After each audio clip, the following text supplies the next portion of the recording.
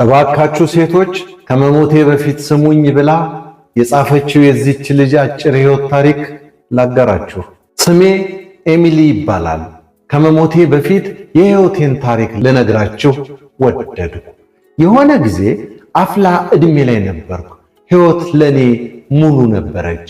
የወጣትነት ጉልበትና ኃይል ጭምር ተደምሮበት ብዙ ሰዎች ሁሌ እንደሚነግሩኝ በጣም የማምር ውብ ሴት ነበርኩ። ሁል ጊዜ ቅዳሜና እሑድ በመጣ ቁጥር ከጓደኞቼ ጋር ለመዝናናት እወጣ ነበር። ታዲያ ስወጣ እይታን የሚስብ አይነት አለባበስ በመልበስ ወደ መሸታ ቤት መሄድ፣ ሌሊት ሙሉ ስጨፍር ማደር፣ በቃ አብሮኝ የማይተኛ ወንድ የለም። መሳቅ፣ መጠጣት፣ መጫወት የዘወትር ስራዬ ነበር። ያ ሕይወቴም ፍጹም በሆነ የነጻነት ዓለምና ሕይወት ውስጥ የኖርኩ ይመስለኝ ስለነበር ያንን ሕይወት በጣም ወደው ነበር። ልክ በ19 ዓመት ዕድሜ ሲጋራን ማጨስ ጀመረው።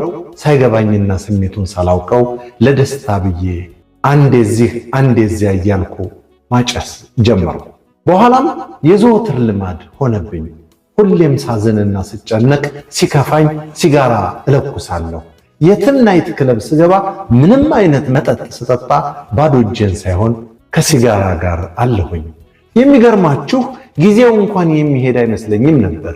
እስካሁን ድረስ ገና ወጣት የሆንኩ ያህል ይሰማኝ ነበር። ገና ደግሞ በጣም ጊዜ ያለኝ ሁላ አይነት ስሜት ነበር የሚሰማኝ። ነገር ግን ትልቅ ስህተት ነበር። ዕድሜም ልክ 28 ላይ ሲደርስ የሆነ ህመም ይሰማኝ ጀመር። ከእምብርቴ በታች የሆነ ስሜት እጭ በማለት እንደ ኖርማል ነገር አድርጌው ችላ ብዬ ተውኩት። የሆነ ሰዓት ላይ በወር አበባዬ መምጫ መሃል ቀናት ላይ ከባድ የሆነ ደም ይፈሰኝ ጀመረ። የሰውነቴም ክብደት በጣም ይቀንስ ጀመር። ምናልባት ጭንቀት ሊሆን ይችላል የፈጠረው ብዬ ተውኩት። የሆነ ጊዜ የሕክምና ባለሙያው ዶክተር ጋር መሄድ ባለብኝ ሰዓት ሄዱ። ስሄድ ውይ በጣም አረፈድሽ እኮ አለኝ። ዶክተሩ ኤሚሊ የማህፀን ካንሰር አለብሽ አለኝ። ይህን ሁሉ ነግሮኝ መጀመሪያ ላይ ብዙም ልረዳ አልቻልኩኝም። በኋላም ለቀናት ያህል ፊቴ በእንባ እስኪታጠብ ድረስ ማልቀስ ጀመርኩ። እግዚአብሔርንም ሌላ እድል እንዲሰጠኝ ለመንኩት። በጣም ተማጸንኩት። ነገር ግን ካንሰሩ በመላው ሰውነቴ ተሰራጭቷል። ዶክተሩም ስለ ካንሰሩ አመጣጥ መንስኤ በዝርዝር ሲያስረዳኝ ይህ ሁሉ የማጨስሽ ውጤት ነው አለኝ። ሲጋራ ውስጥ ያሉት ኬሚካሎች ማህፀንሽን ቀስ በቀስ በጊዜ ሂደት ጎድቶ ጨርሶታል ብሎ ነገረኝ። የሚገርመው ሲጋራዬ ሁሉ መዘዝ እንዳለው ሁሉ አላውቅም። የነገረኝ አንድ ሰው እንኳን አልነበረም። ዛሬ ላይ በትክክል መራመድ እንኳን አቅቶኛል። እንደምታዩኝ በጣም ከመክሳት የተነሳ ቀጭን ሆኛለሁ። አጥንቶቼም ወጥተው ይታያሉ። ከዚህ በኋላ የድሮዋ እኔ መቼም አልሆንም። ሁሉም ትቶኝ ሄዷል።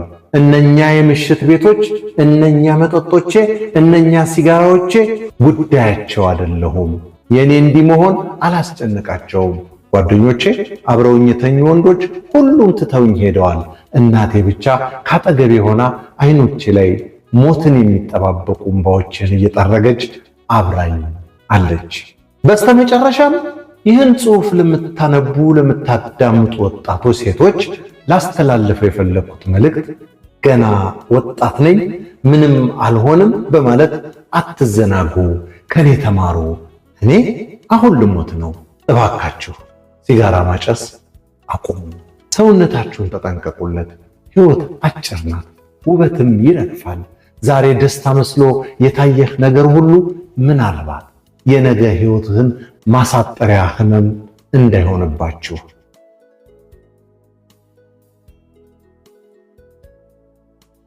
በቃ አድርጉት።